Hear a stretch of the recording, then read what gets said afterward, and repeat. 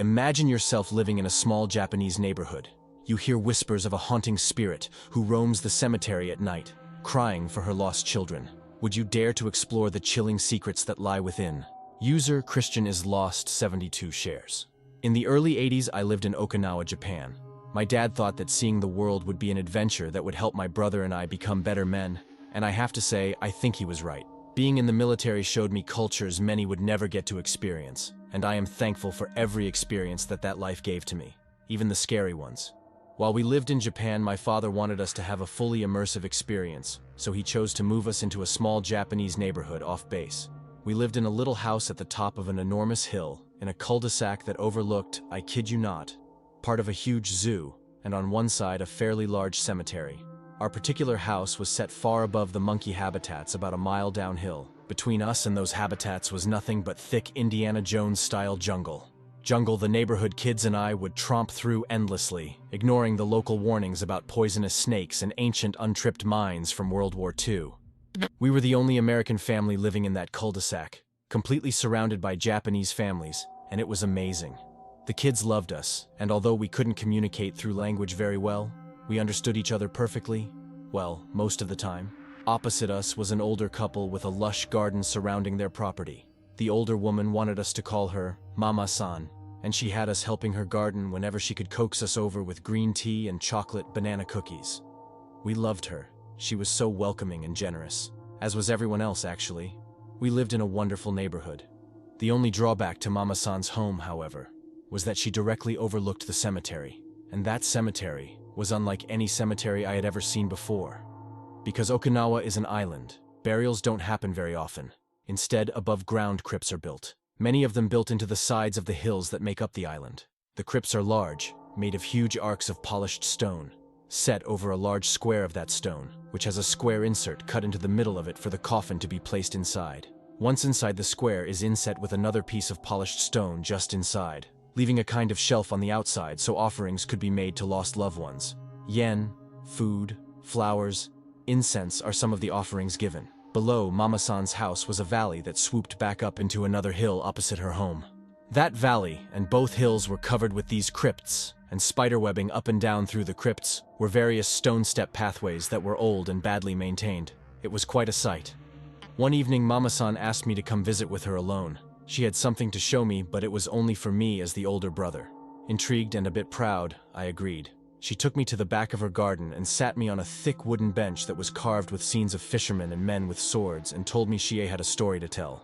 Mama-san then disappeared for a few minutes and soon returned with a tray that held hot green tea and sweet rice cakes. Sitting next to me, she smiled and commented on the colors of the evening sky as the sun began to lower.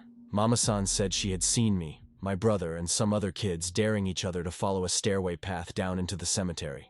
You have to understand, the path from our little home area down to the cemetery consisted of hundreds of steps, many broken or cracking, in and out of bushes, and at a steep incline.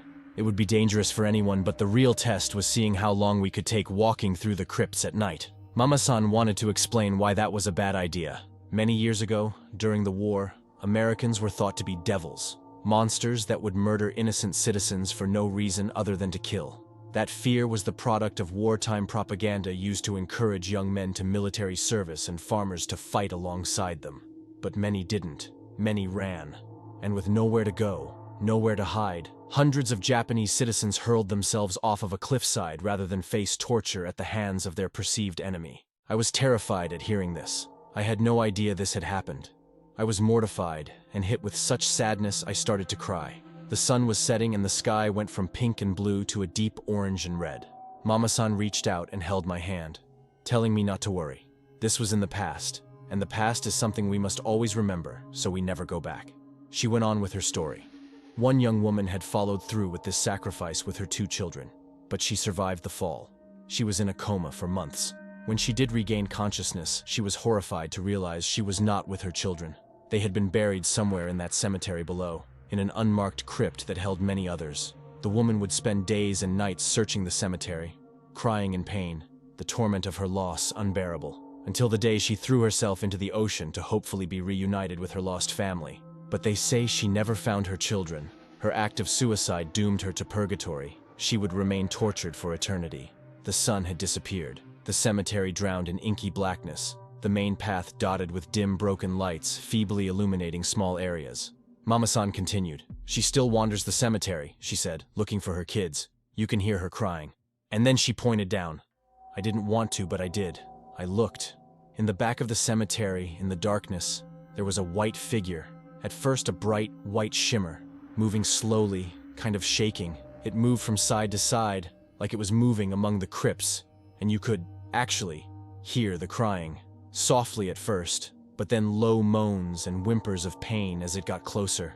I was terrified. I wanted to run, but Mama-san held my hand and whispered that she wouldn't come up here. We were too far. But that is why we shouldn't go down there after dark. She said many don't know her story and call her the White Witch, which angers her. It's best to stay away. It's best to pray for her. Mama-san said she comes out to see her often, hoping one day she will find her salvation. Needless to say, I never went down to that cemetery, not once. And I never sat back there with Mama-san again either. That was enough for me. I did, however, visit Suicide Hill. It's called Peace Prayer Park now out of respect. I cried the whole time we were there. I prayed for all the souls and for forgiveness. So many Japanese citizens spoke to us, welcoming us, telling us stories, sharing with us. I didn't feel worthy, and my love for the country and its people was overwhelming. I'll never forget my time there. I'd like to go back, to see if she's still there. Wandering the graves, looking for her children.